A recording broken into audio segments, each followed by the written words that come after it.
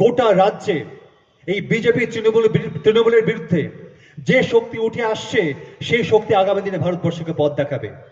আজকে আমরা আমাদের কেন্দ্র থেকে প্রত্যেকে কেন্দ্র থেকে যোগ্য প্রার্থীদের দিল্লিতে না পাঠাতে পারলে আমাদের হাত কামড়াতে হবে।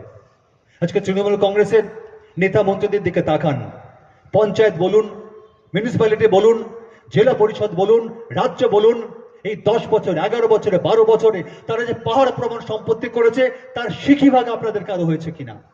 বিজেপির দিকে তাকান। আমি সমস্ত রাজ্যে গ্রামে গ্রামে গিয়ে জিজ্ঞেস করেছি কেরোসিন তেলের দাম কত, গ্যাসের দাম কত। পশ্চিমবঙ্গের মহিলারা কেবল কেরোসিন তেল ব্যবহার করেন না, 100 টাকার উপর দাম। কেন হলো? উত্তর নেই।